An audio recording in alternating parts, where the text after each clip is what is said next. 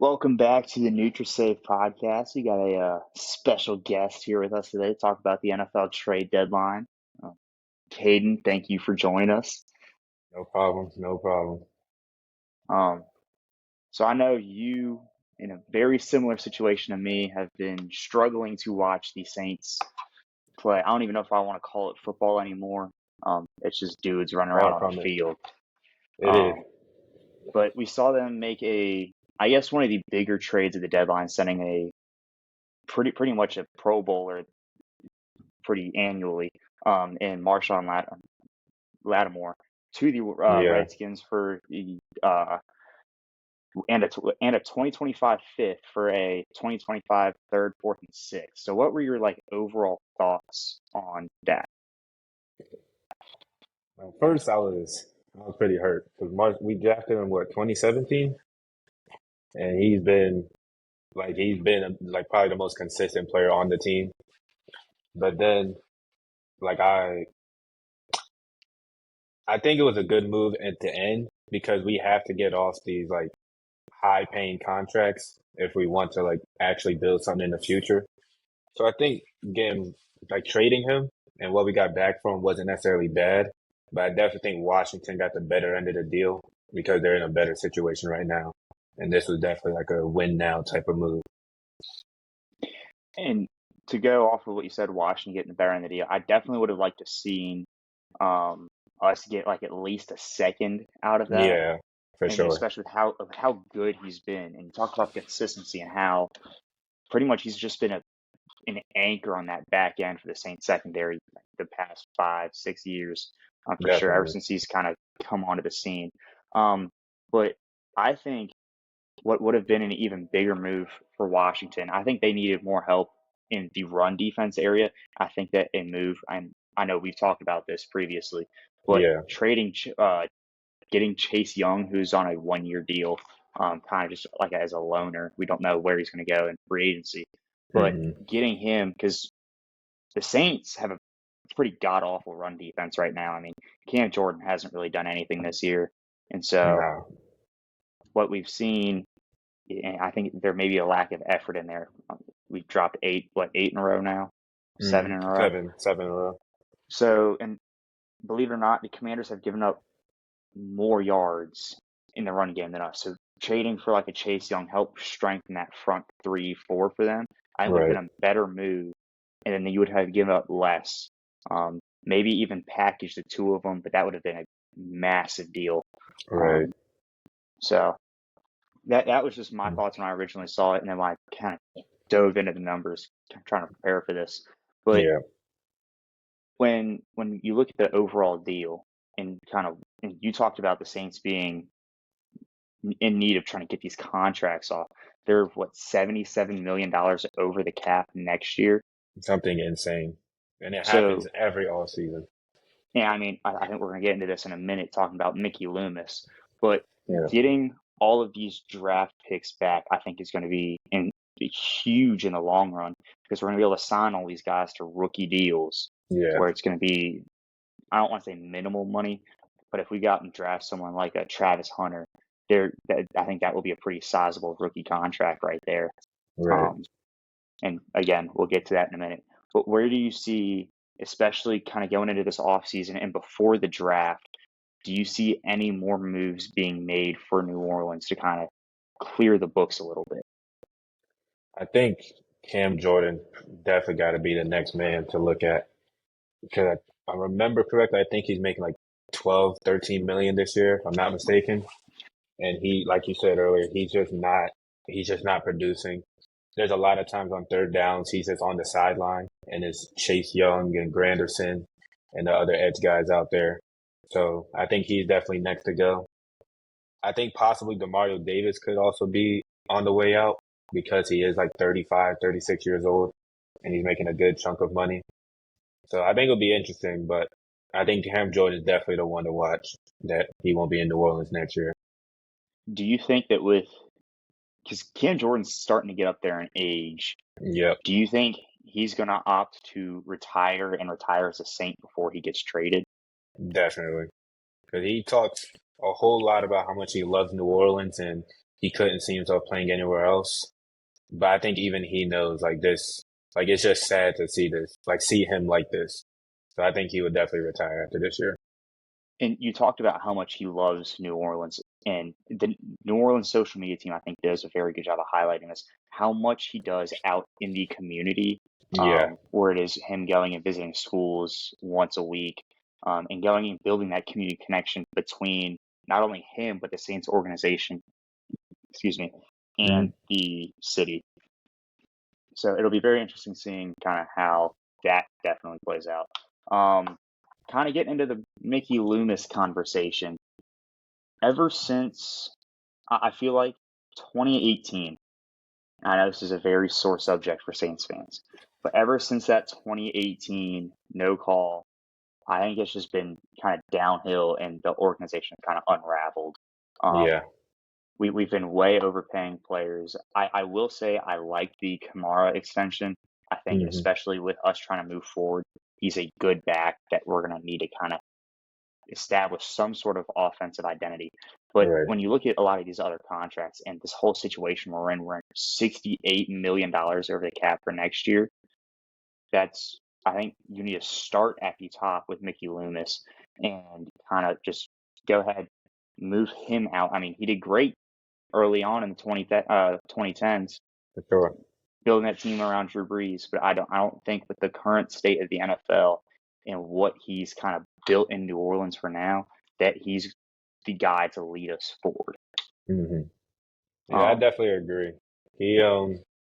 He keeps kicking the can down the road because it seems every offseason the Saints are just drastically over the cap.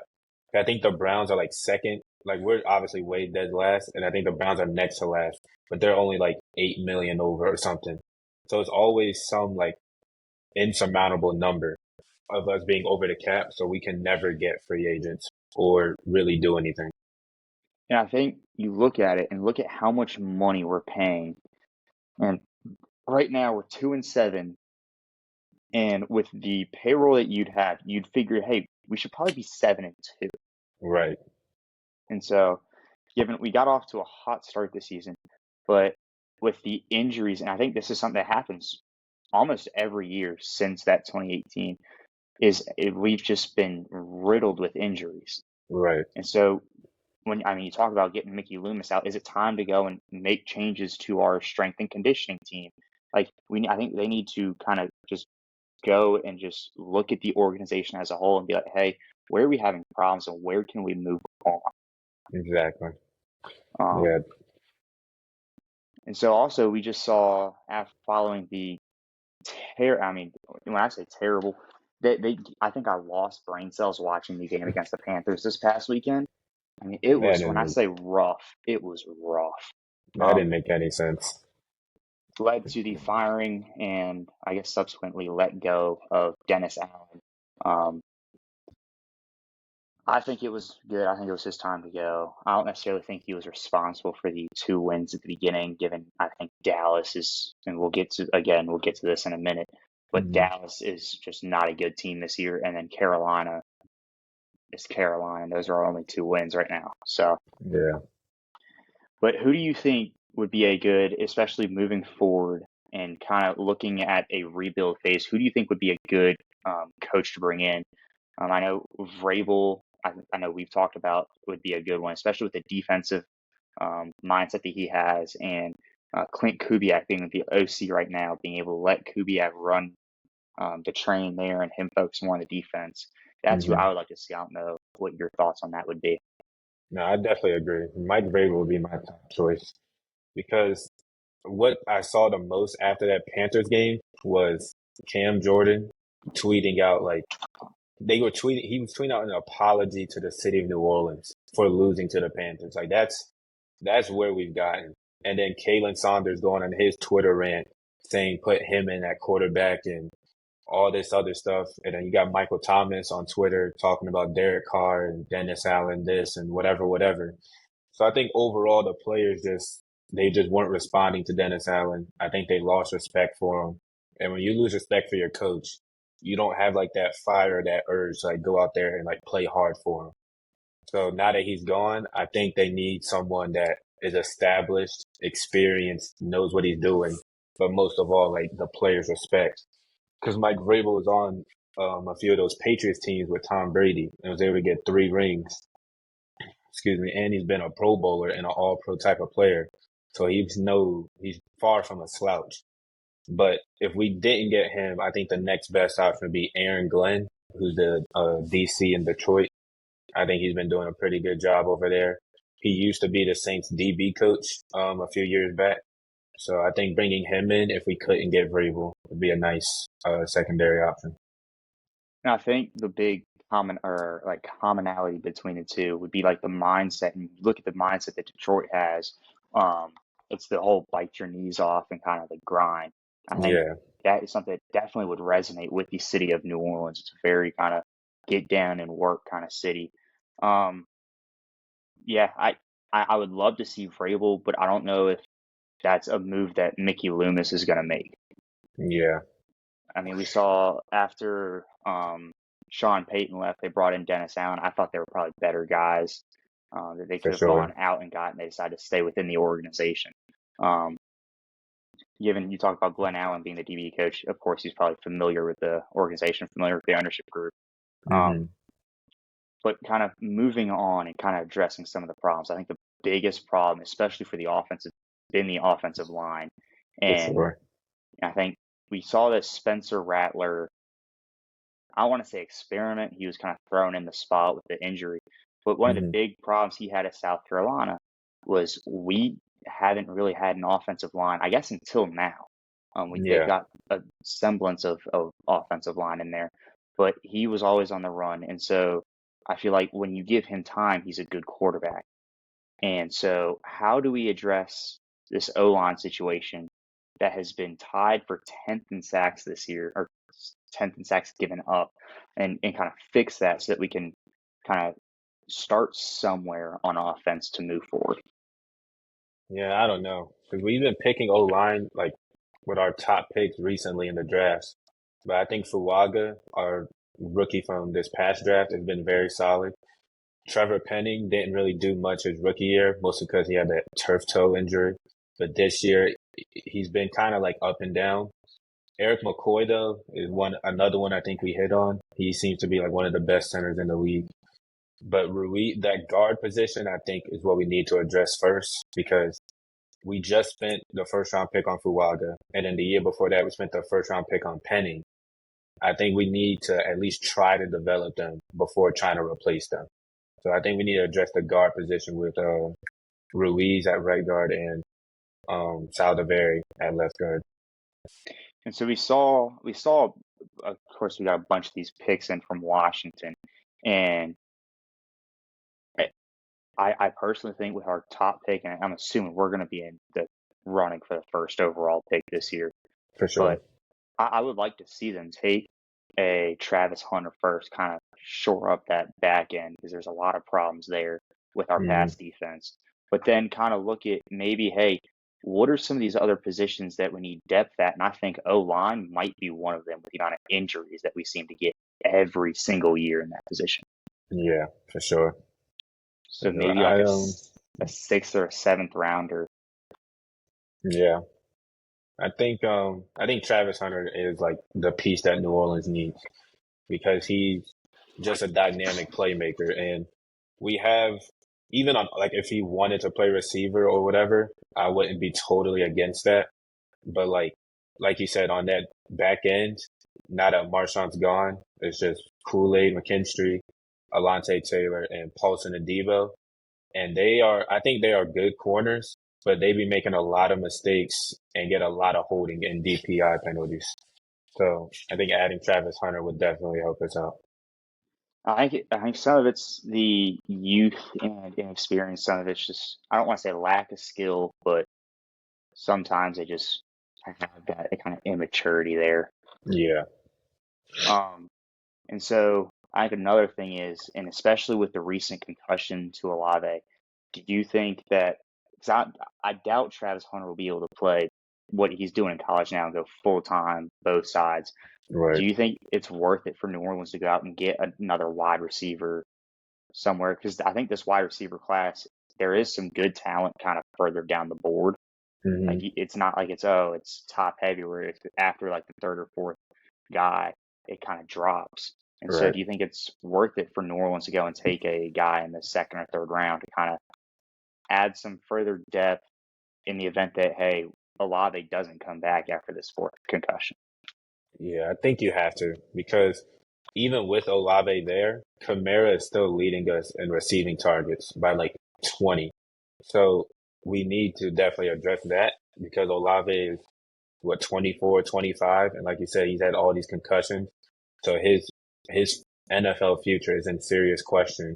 Rashid Shaheed was playing pretty solid before his knee injury. So I think he could like develop and continue to get better. But then after those two guys, it's just a bunch of bland receivers like Bud Means, Cedric Wilson. We just signed MVS, A.T. Perry, Mason Tipton. Like these are all just like below average guys. So we don't really have like a consistent stud receiver that we can rely on because Olave keeps getting these concussions. Yeah, I think that's definitely shown in some of the, and especially when Rattler came in. One of the big things I noticed was that some of these plays weren't necessarily his fault. It was a lot of drops on the Yes, receiving end. And so it's like to not have a reliable receiving core, especially when we move forward with a young quarterback, regardless if it's someone we got and get in the draft or if it's Rattler or Hayner. yeah, Because I don't want Carr there long term. I do not think he's the not at all. guy that we need to give the reins to. But regardless of who it is, we need to have someone who can catch a ball. Yes, That it not a beach ball, not a cold, a football. right. And so just to be able to get someone there and to be able to have some sort of connection between whoever is going to be under center and the route runners, it's going to be, I think, like impaired or like necessary for them to be able to get that done. Um, Definitely. Kind of talking on Rattler, do you think that he should be the guy we try and develop moving forward? Maybe bring in, keep Carr here through the start of next year and release him at the deadline, try and deal him for some pieces? Or do you think we go out and get someone in the draft like a Shador Sanders? I doubt he'll be on the board when we go for the first round. But do you think, how do we address the situation at QB? If it was up to me, now granted, like you said, it's all predicated on where exactly we are. I know at the moment we're projected for the third pick. So I think if Shador was there at 3, I would take him because I think his ceiling is higher than Rattler's, but at the same time, Rattler hasn't been given a fair chance. So I don't really know how good he could be. I'm just going based off my gut. But I don't think it's a bad idea to go with Rattler and draft Travis Hunter or someone else instead to help support him. I will say from what we've seen so far, I think there have been flashes of good, or I don't want to say great football yet, Yeah, but what he was handed, I mean, it was the bare bones of this team. for real. And the games he had to play a good Broncos team, which I think is very underrated. He had to play, who else did he play in there? He played who was it? Played Tampa. Played They in that played, Tampa game. and that's a Tampa secondary that's a little suspect too. So Yeah, he had a great first half there, but then the second half kind of dropped off a little bit. right. But and then, do you think the Saints should trade up? And I think this is going to be the last kind of topic on the Saints before we move on. But do you think it's worth it for the Saints to trade up and have 2 first-round picks this year? I think it is. Because, like you said earlier, like getting rid of these big contracts and signing a lot of young rookies on these like lower type of deals is imperative for the Saints to like start to build something. So, depending on how much we would have to give up, I do think getting 2 first would definitely help speed up the process and help us compete better because we would be able to get some better talent. So in kind of in that sense, do you think it would be worth it for the Saints to try and, I know we talked about the Cam Jordan deal, but try and trade him to get a return and kind of clear the books a little bit instead of having him retire and eat that? Yeah, I do. I don't think it will happen because I think because of what he's done for the organization, they would do him a solid and like not send him somewhere he doesn't want to be. But for the team, strictly for what the team would benefit from, it would be sending him off and trying to get some type of draft compensation. That'd be great. So there are a bunch of much more action at the trade deadline than there usually have been, especially in the past couple of years. Um, Definitely. and so I kind of highlighted some of the bigger ones. If we want to talk about Pittsburgh for a minute, they traded a 2025 seventh for the Packers defensive end Preston Smith, who so far has had a pretty decent season, 19 total tackles, 2.5 sacks.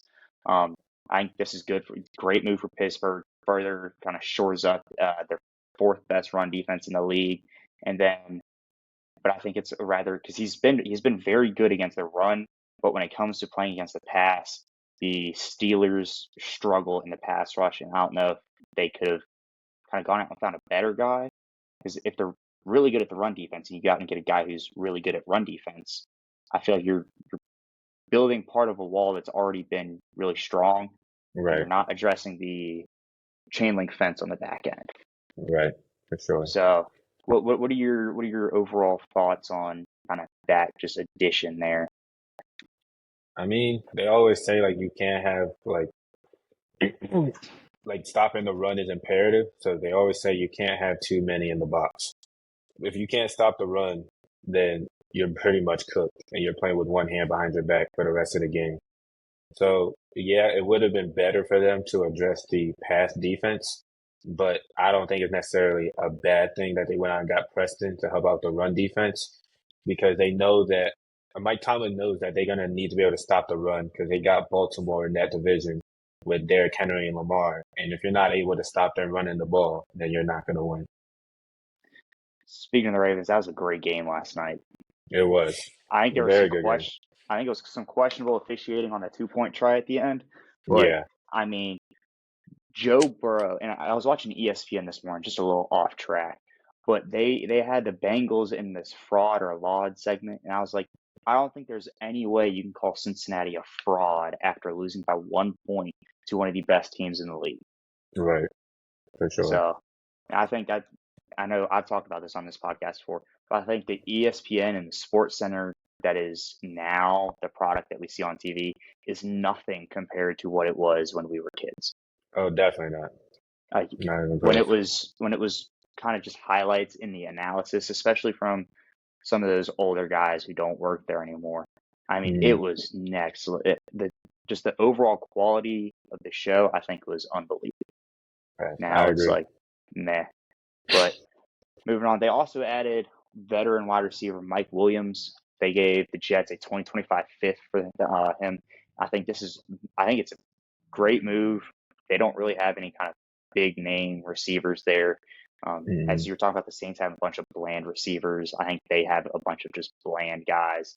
And it's a big, I think it's a big addition to kind of help because I'm assuming they're just going to keep Russ in there, yeah. avoid having to give a conditional pick to the Bears for Justin Fields.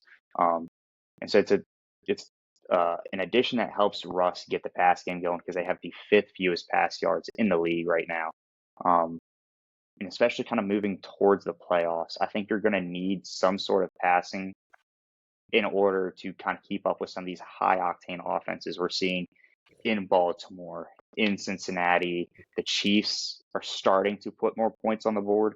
I wouldn't Yep. call them necessarily high octane yet, but Mm, especially in the AFC, I think you got to be able to put some points on the board, whether it's through the air or running it. right. I agree. I'm not sure. I think it's like it was a necessary move. I don't really know what other receiver was available, but Mike Williams does have a lengthy injury history. So, but it's undeniable that when he is healthy, that he's able to produce and help out in the pass game. But that's my biggest concern is that I feel like an injury may be on the way because it seems like it always happens at the wrong time for him. And I think this was probably an even better move for the Jets because they have so many like name brand wide receivers there. Yes. And so it's like, Devontae Garrett, Alan Lazard. and so I think you just had a wide receiver room there that was too crowded. Be able to get a fifth for that, I think they're going to be able to use that to address their offensive line, which is Yeah. god awful. Um, Yeah. I mean, adding Devontae, I think, was good, but they addressed the wrong leak in that ship. Definitely, So, definitely. but then I mentioned the sitting Fields for Russ. Do you agree with that move by Pittsburgh? I do. Fields definitely surprised me a little bit because he didn't play bad. He averaged what 184 pass yards per game, completed 66%, threw for 5 TDs and only one pick in his 6 starts, and led them to a 4-2 record. So that's not bad, but I do think like if they are looking to compete with, like you said, Kansas City, with Cincinnati, with Baltimore, with some of these teams that are going to be there in the playoffs, they are going to need a more production out of the quarterback position, and I feel like Russ provides that better than Fields can right now. And so I'm kind of on the fence about it because it was like you had everything moving kind of well for them, given Russ hasn't lost a game as a starter. But you look at the Mm, three teams that he's played. He's played the Raiders, the Jets, and the Giants. yeah, That Giants game, I think, was a little closer than everyone was anticipating. But, and I think it was what, I think if Fields played what, I think it was 7 games or something, then it he bumped up played to a, 6. so I think it was, he played 6, but I think if you played another one, or Oh, if he okay, played yeah. 8, then the pick, I can't remember what round it was, but it got Mm, bumped up to, so if it was like a fifth, it got bumped to a fourth. If it was a gotcha. fourth. So I don't think they wanted to give that higher pick up. Yeah, But probably not. I kind of live by the mantra is if it's not broke, you don't need to fix it. Right, And so, and I think that was a big thing in the offseason was like, how are the Steelers going to address the situation between Fields and Russ? And so I don't know if I necessarily liked how they handled that situation, how they kind of dealt with it, kind of going with like the, hey, Fields is playing pretty good right now. They lost to the Colts, who I think are not the greatest, but not the worst. They're kind of yeah, 50-50 right in the middle of that pack. But then the loss of the Cowboys definitely hurt. But it was like he's playing good ball. I don't know if putting Russ in there is going to necessarily improve you to the point where it's going to be like, oh, this is a completely different team. But I hmm think with them not having all of those kind of bigger receivers, him being able to kind of expand the run game and add more, I won't say like a triple option, but like more of a, hey, I can throw the ball or run, do the pitch game, stuff like that. right. Adding that into the Steelers offense where you're not going to really see that out of Rush just because of his age and size. Yeah, for sure. And speaking of the Cowboys, in the offseason, they signed Dak, CD, and Parsons to massive deals. And are we really seeing that as a like mistake now? It looks to be that way because they weren't playing that well, and then now it's like you pay these guys these top high end deals, so if they go down for like a week or two, that can dramatically change your team because now you don't have the money to have a quality wide receiver 2, wide receiver 3, or in Parsons' case, another like DN to follow in outside of Demarcus Lawrence. And then obviously now Dak is probably done for the year with that hamstring injury. So this is a lost season for them. And I don't know how much we could put on the deals as a reason for that, but I think it definitely um caused quite a bit of that. And you look at it, they tied up a massive portion of their cap into those three guys, and all three of them are. Well, I guess CD's not hurt; he's just dealing with the emotional damage of being a Cowboy. But um, Dak and Micah are both out right now, and so Yep. I think tying that much. And I don't know.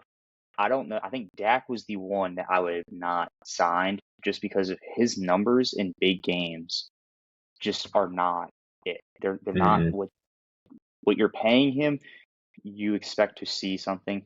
And I think this is what we're starting to see with a lot of these trends with a lot of these GMs is you're paying them to see something out of them as opposed to, hey, we're seeing something good out of you. We're going to pay you what we're seeing you put up. Exactly. I So I said think it at that's the time, like the Cowboys and the Packers paying 60 million, 60 plus million or whatever to Jordan Love and Dak, I feel like they will look back and regret that. And like you said, the Cowboys, between Dak, CD, and Micah are taking up 53% of their cap for next year. And they only have 39 players under contract. So how are they going to fill out that roster? No, absolutely no idea. A lot of practice squad guys. Whole lot of practice squad guys. But then, I mean, you also look at the Daniel Jones contract from a couple of years ago. Mm-hmm. Like that was a terrible contract. I mean, that dude sucks. He Like, does. I mean, to put it bluntly, I mean, he's terrible. And the fact that he just threw his first passing touchdown in MetLife Stadium in almost 2 years, That's insane. given a lot of that was injury, but the fact that we've seen college quarterbacks in there throw more touchdown passes in that stadium than both him and Rodgers combined this season is kind of sad. Very sad. But when you look at, because they got Jonathan Mingo from the Panthers for a 2025 fourth. And so when you look at their wide receiver room, they've got CD, they've got Brandon Cooks, they've got some of these other more, I don't want to say a stat, but I didn't think that their wide receiving core was the problem.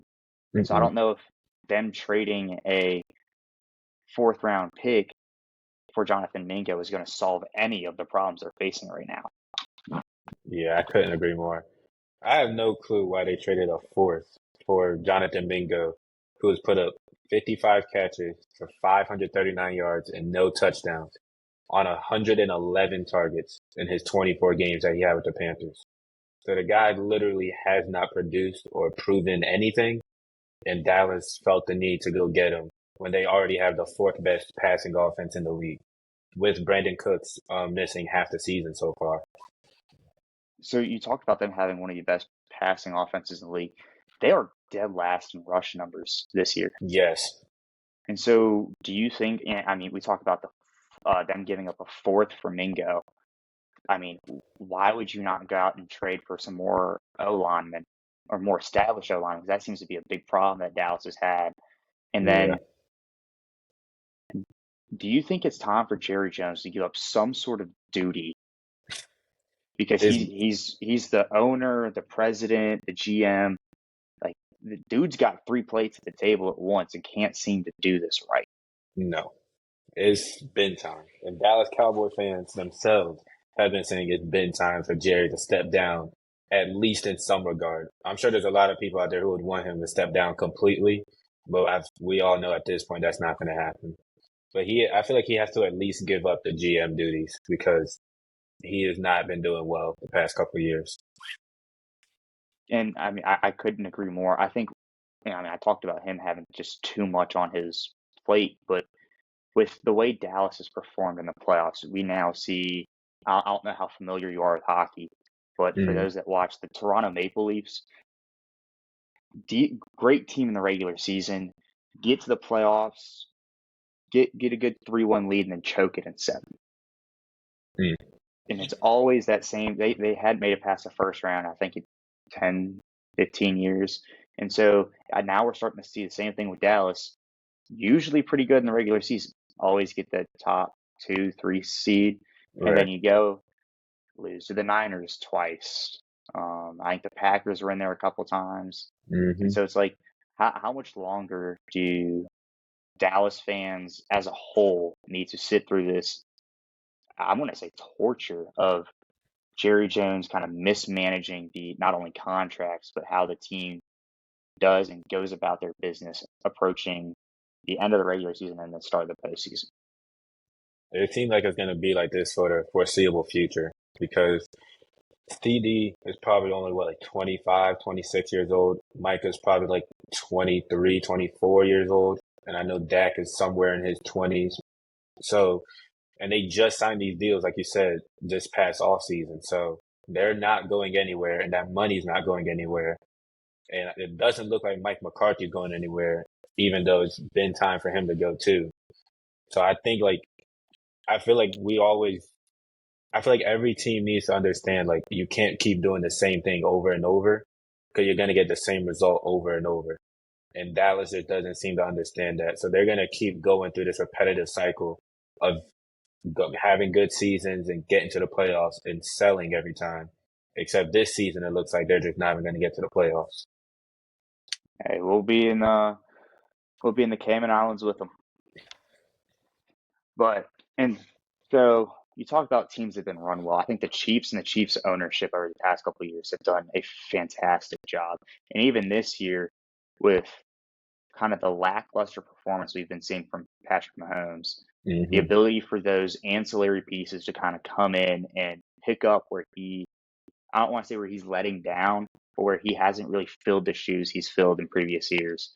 Yeah, Um, that has been unbelievable. And I think they're kind of a good model for how the contract situation should be done.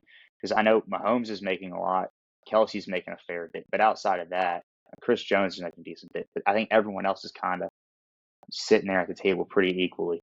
right. They just gave up a conditional 2025 fifth for D Hop, who I think was a great addition to I don't want to say much banged up, but kind of a very lackluster wide receiving room. Yeah, for sure. I don't And know. Give me my bad. oh, I was going to say, I I think there was some talk about him not being like, oh, like he's old, Yeah. washed and whatnot. But I think you look at like the teams he's been on, he hasn't ever really been on that good of a team or Hmm. had that good of a guy throwing to him. So I think now that he's got Patrick Mahomes throwing the ball to him and a legitimate shot at winning his first Super Bowl, he may find the fountain of youth to be able to go and kind of see what we saw when he was coming out of college. Yeah, I definitely agree. He's definitely not in that top five conversation like he once was a few years ago. But like you said, I feel like people have definitely forgot that he is a very good quality receiver. And I think any team would be lucky to have maybe not as their number one guy, but definitely as like their number two. It's just in this case of the Chiefs, they would prefer to have Rasheed Rice as that one and D Hop as that two, and then probably Worthy as that three. But unfortunately, with the knee injury to Rice, and it doesn't look like he's coming back, them being able to go and get D Hop was a massive move that I think I would say secured their spot in the Super Bowl. Because I think the scariest thing about them, and I think we saw this last year, they were making uncharacteristic mistakes, and people talked all season last year about how they kept dropping passes, and they would lose a game here, lose a game there. But then something happens in January where that flip is just switched, and they went on and won the Super Bowl. And like just like this year, they haven't really looked too good, mostly because, like you said earlier, Mahomes hasn't played like we are used to seeing him play, and yet they are still 8-0. And I think that's the thing that whole league should be worried about: the fact that they haven't really been playing that well, and yet they haven't lost. Do you think that the dynasty, because I think it's fair to call them a dynasty now, they've Yeah, been to Super Bowl, what, 4 out of the past 5 years? And yeah, so do you think it's fair to say that what they're building is similar to what Brady and Belichick were starting to do in New England? for sure. I think it's very similar. Um, how long will it last? I don't know because I think Andy Reid, he's in his what like late. He's got to be in like his late 60s, I assume. I know Kelsey has like flirted with the talks of retirement. Mahomes is still young, so he'll be fine. And that's what I think is the biggest deal about all this. Rasheed Rice is a young receiver who will hopefully be back next year. Xavier Worthy, they just drafted him. Chris Jones is still relatively young. They got Trent McDuffie at corner, George Karlaftis. Like they got a lot of young pieces to help like keep them stable and be prepared for when Kelsey and hopefully not, but most likely Andy Reid walk out the door one day. Do you think they keep D Hop around, not long term, but maybe the next year or two to help develop Worthy, help develop Rasheed Rice a little bit more, I um, think so. to kind of get them into what we see? I know Kelsey's a tight end, but see them as like some of these top guys in the league where it's Mhm. consistent targets, consistently feeding them the ball. Yeah, I think they do. I feel like this was definitely a right now move as like a lateral to Rasheed Rice's knee injury, but I also think it was a somewhat long term move, and they're looking to keep D Hop for the next couple of seasons, and then have that. Because then what are you going to do when they come out next year? They got Mahomes, they'll have Pacheco in the backfield. They'll have D Hop, Rasheed Rice, and Worthy, and then Kelsey at tight end. That's going to be a problem to deal with. So we you talk about someday Andy Reid walking out the door and Travis Kelce also kind of biting the bullet on retirement. Do you think that's if they win the Super Bowl, they go out on the high note? I think Kelsey possibly could. I don't think Andy Reid will, because I think Andy Reid is trying to like squeeze as much juice out of this lemon that he can and trying to rack up as many rings as possible. But Kelsey, I don't know. I would say early if you asked me earlier in the season, I would have said yes because he was looking pretty mid or some might say just not good. But now like the past couple of games he has picked it up. He's racking up the numbers and playing like the Travis Kelce we know. So with him I would say it's a huge question mark, but Andy Reid, I don't think so. So you said this secures their spot in or the D Hop edition secures their spot in the Super Bowl. Who do you think would be the best match or the best I guess competition to see them lose in the Super Bowl coming out of the NFC? I think it's gonna have to be Detroit. I think Detroit's offense is looking ridiculous at the moment. And when you look at all the other contenders in the NFC, like the Commanders are looking very good, but I don't know about their rush defense if they will be able to like keep pace for when Pacheco does come back for the Chiefs. The Falcons, they're a little too up and down, and I would not trust Kirk Cousins in a Super Bowl.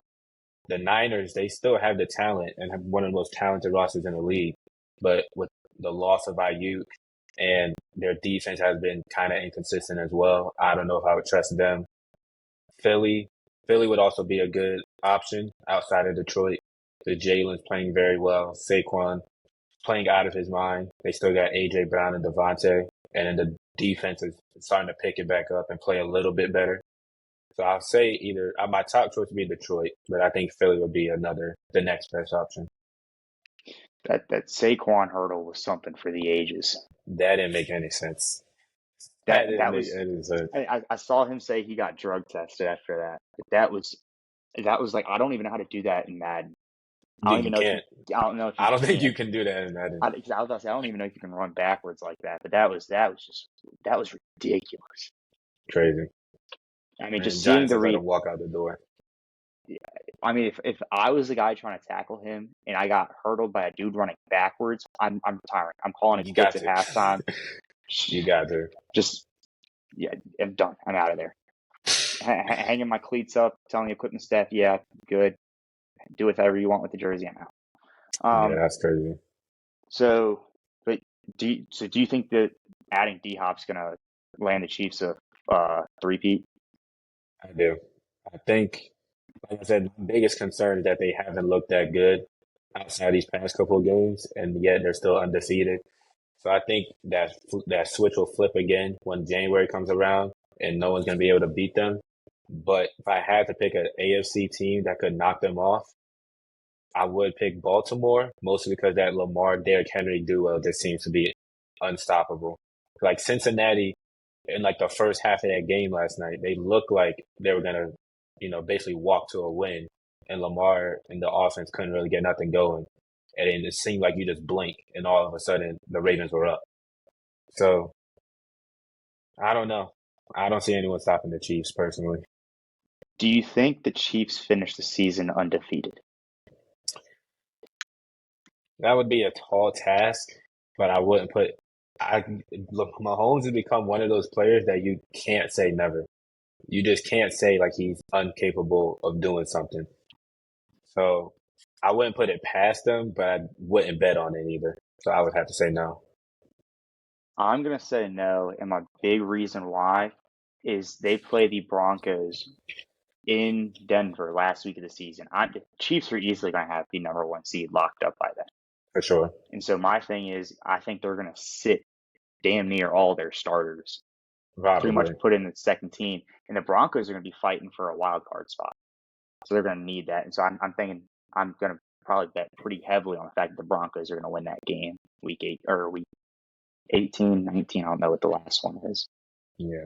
Yeah, I If think they you play were they play 17 now, so it'd be week 18. Yeah.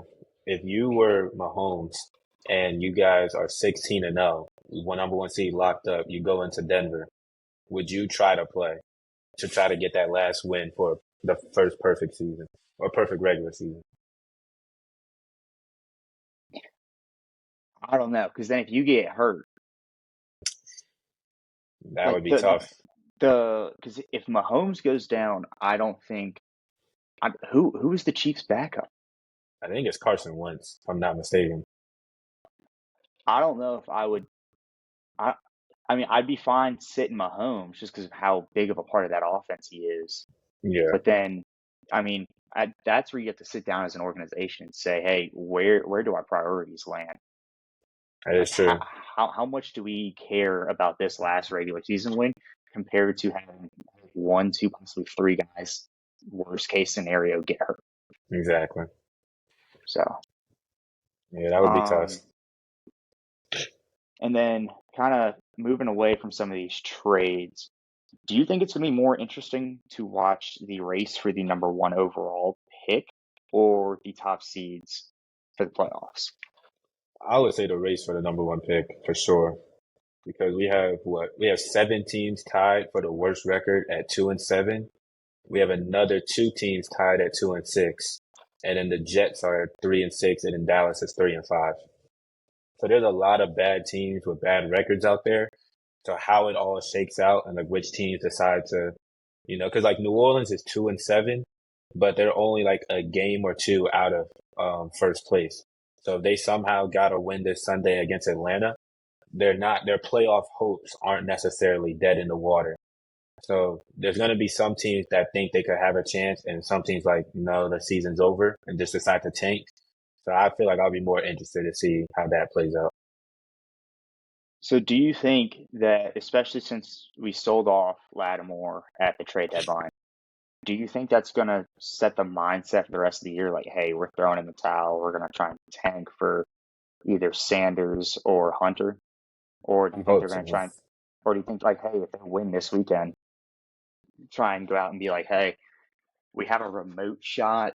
Do we go in? Because I don't want them to go and be like, oh, we're just going to be like mid the rest of the year and then Yeah, miss out on the playoffs and a decent draft pick. exactly. I feel like they're definitely discussing that right now. Like they have to be, because 2-7, that's that's just that's just bad. So you gotta decide which way you want your team to go this year. I would hope that they just tank because I think even if by the longest of shots we did get to the playoffs, like what are we actually gonna do? Because we still don't have any cap space and we wouldn't have a good draft pick. So how would we build that future? So we wouldn't it would be a bad blow to our future plans if we try to shoot for a playoff spot just to go to the playoffs and get smacked up by Detroit or Washington or something. So you mentioned us getting smacked up by Washington. Do you think they can make a deep postseason run here? I mean, you've seen a little bit of that Jaden Daniels magic so far this year. Yeah. I think they can because they don't have too many weaknesses. Was it? They got the 11th best pass offense and the third best rush offense and third in points scored. And then their pass defense is fifth in the league and they're 11th in points scored. But then, like you said earlier, their rush defense is atrocious. So if they can't stop the run, Detroit's going to run right through them. Philly's going to run right through them. The Green Bay is going to run right through them. The Vikings' run game is kind of inconsistent, but they still have Aaron Jones. So that means they're capable of establishing something. So I think they could win one playoff game, but then after that, I don't see them getting much further.